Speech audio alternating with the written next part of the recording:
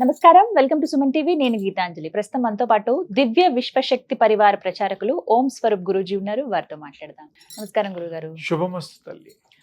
ఒక చిన్న సందర్భం నేను ఉన్నప్పుడు వేరే వాళ్ళ మధ్యలో జరిగిందండి. ఒకరికి చాలా తీవ్ర అనారోగ్యం చేసింది.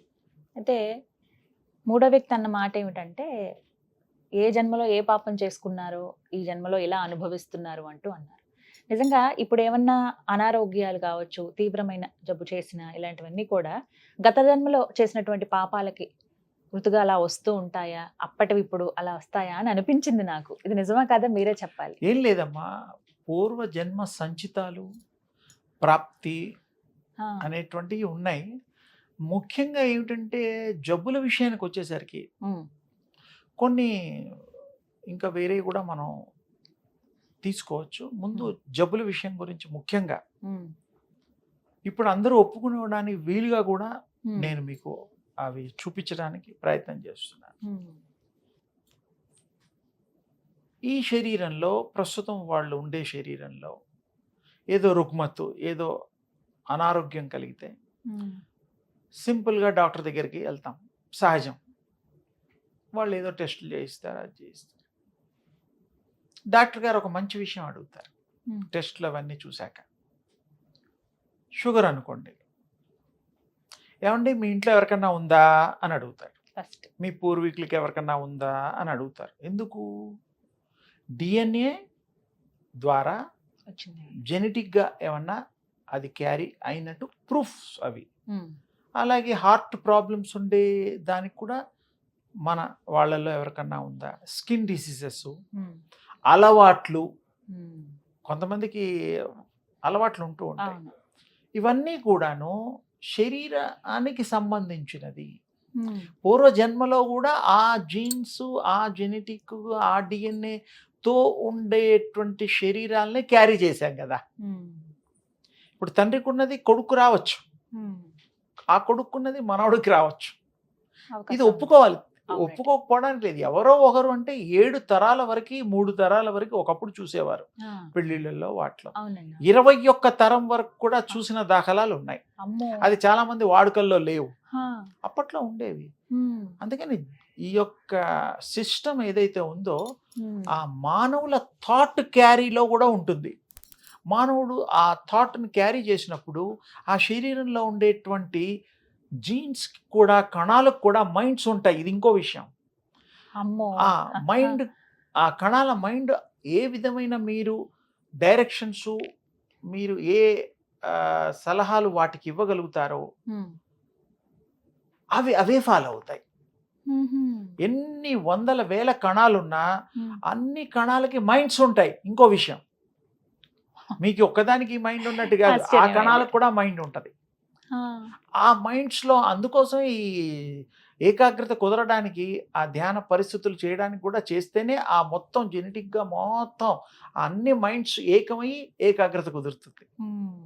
అది ఇక్కడికి వచ్చేసరికి మీకు ఈ యొక్క మైండ్స్లో ఆ థాట్ క్యారీ గనక గుడ్ థాట్ క్యారీ అయితే, ఆ క్యారీ ఎన్ని జన్మలకి, ఎన్ని యుగాలకి, ఎన్ని పరంపర, ఆ వంశాలకి, అవన్నిటికి కూడా అవే గుణాలు క్యారీ అవుతాయి.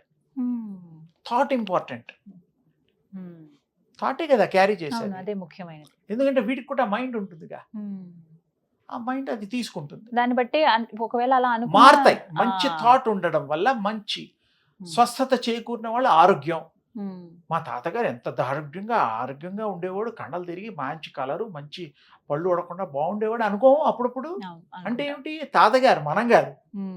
మనం ఉన్నామని ఆ తాతగారి పుణ్యం అంటూ మనం కూడా ఆ జీన్స్ జెనెటిక్గా ఆ పరంపర వస్తోంది. అలాగే ఇంకా వెనక్కి వెళ్తే ఆ పరంపర, మానవుల పరంపర, పుట్టుక, అవన్నీ థాట్స్ మెయిన్ క్యారీ చేస్తాయి. మంచి thought always give good results, good health, no doubt. Thought చాలా ఇంపార్టెంట్. థాట్ ఏది క్యారీ చేస్తే గుడ్ బ్యాడే కాకుండా పవర్ను కూడా క్యారీ చేస్తుంది. థాట్ పవర్ అంటాం కదా ఇంగ్లీష్లో. ఇప్పుడు కొన్ని తరాల వరకు కూడా అనారోగ్యాలు ఉన్నాయి అనుకుందాం గురుగారు. ఉదాహరణకు ఒక ఫ్యామిలీ తీసుకుంటే గనక తర్వాత ఇప్పుడు ఎవరైతే అది కనుక మనవడు- ట్రీట్మెంట్ తీసుకొని తెలుసుకొని ఆ, చేసి ఆరోగ్యవంతులై ఆ ఆరోగ్యవంతులకి మళ్ళీ పిల్లలు పుడితే ఉమ్, ఆ ఇబ్బందులు రావు. రావు ఇంకా తర్వాత ఎందుకంటే అది తరానికి. ట్రీట్మెంట్ అయింది కదా. అక్కడికి బ్రేక్ పడుతుంది అంటే ఆలోచన విధానం మరి అలవాట్లు మార్చుకుని ఇలా ఉంటే గనక ఔషధాలు తీసుకొని ఆ, అప్పుడు తర్వాత తరాలకి ఇవేమి సోకం. ఎలా సోకుతుంది, కష్టం. ఉమ్, దానికి కూడా స్లీపింగ్ మోడ్ అవి ఇవి ఉన్నట్టుగా ఉమ్, మామూలుగా 21 తరం వరకు ఎఫెక్టివ్ గా వస్తాయి. ఉమ్, ఇప్పుడు మనకి తరాల గురించి పెద్దగా అండం లేదు కాబట్టి డాక్టర్ గారు ఉమ్. మీ తాతయ్య గారికి ఉన్నారా, నాన్నగారికి ఉందా, మీ ఇంట్లో ఎవరికి ఉందా అని అంతవరకే అడిగి వదిలేస్తున్నారు. ఎందుకంటే వాళ్ళకి ఇంకా లోతుగా పోయే ఇంకా రాలా. మన వాళ్ళు ఎంత గొప్ప వాళ్ళు అంటే 21 తరం వరకు వెళ్ళారు అందుకే, అంటే ఉమ్, పెళ్ళిళ్ళప్పుడు కంపల్సరీ చూసేవారు. అప్పట్లో వంశ వృక్షాలని రాసుకునేవారు. ఆ, ఓ పుస్తకం ఉండేది దేవుడి గుళ్ళో, ఓ, ఇదే వాళ్ళ ఇంట్లో దేవుడి పూజా మందిరంలో.